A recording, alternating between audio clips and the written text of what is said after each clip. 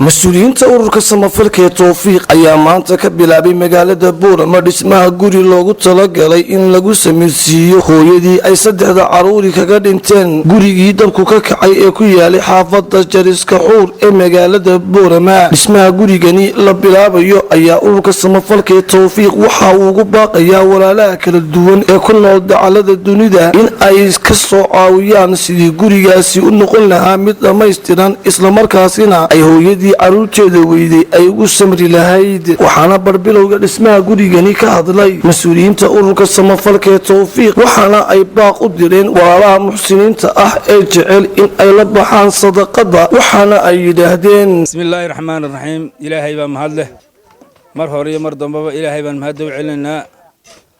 halkaan maanta taagannahay waa jagadii had horeba u aragteen gabadhii saddexda caruura ka gubteen jagadeedii weeyaan. maanta waad arkaysaan seeskii baan ku ridaynaa. ummadda muslimiinta meel kasta oo joogto waxaan ka codsanaynaa kolkii horena waxa uu iibiyey walaalaheen muxsiniin ee kuweyda. iminkana waxaan ka codsanaynaa ummadda muslimiinta meel kasta oo joogaan in iyaguna intii hadhay ee baaqiga u soo dhammaystiraan ayaan ka codsanaynaa.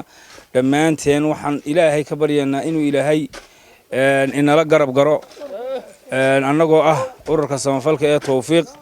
waxaan mar labaad iyo mar saddexaad inaga codsanaynaa inaad walaasheen ay saddexda caruurii guriga kaga gubteen jagadii loo iibiyey oon maanta seeska ku ridayno inaad maxay hayday wixii karaankiina ha ugu yaraato $1 wixii qof kastaa karayo waa wax ilaahay maxay hayday una ka habaabinayn. waa wax ilaahay maxay hayday maalinta qiyaamaha miisaanka xasanaadka ugu dari doono. waa qof maxay hayday qof walba wuxuu la baxo waa wax ka horeeya. waxaan niga codsanaynaa walaalayaal dhammaanteen intii hore noogu soo caawisay intana soo caawin doonta iyo inta maxay hayday aan ka sugaynaba inaan waxay hayday walaasheen garab joogsanno oo caruur u heli mayne waa inaan maxay hayday bal aqalka ay ku nasanaysuun aan u dhammaystirna ayaan niga codsanaynaa. dhammaanteen aad iyo aad baad u mahadsantihiin. baaqa aan soo dirnay waxaan sugnaa waa jawaabtiina. assalaamu calaykum waraxmatullaahi wabarakaatu. bismillaah.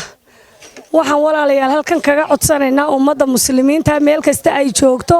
waxa weeye gabadhii masiibada ku dhacday ee saddexda ciyaal guriga kaga gubteen maanta gurigoodii waan bilownay.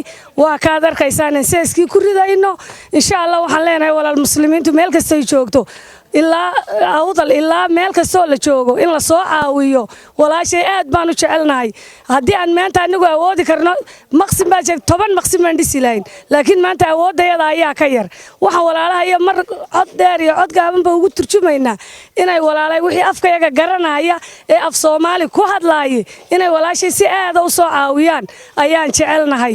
si kastaba ha ahaatee ururka samafalka ee towfiiq ayaa muddooyinkii u dambeeyey waxa uu ku howlanaa sidii ay hooyada ay caruurtu ka dhinteen ay kaga gubteen gurigii dabku qabsaday ee ku yaalay magaalada boorama sidii guri loogu dhisi lahaa. habka ugu fudud ee guri loogu dhisi lahaa iyaga oo walaalaha muxsiniinta mar hore baaq u diray islamarkaasina helay jawaabta jago ay hooyadaasi yeelato oo looga dhiso guri ay degto. haddaba cid kasta oo jecel in ay khayrka la baxdo waxa aad ku soo diri kartaan lambarada ku qoran hortiina. maxamed cabdilaahi dabshid magaalada boorama.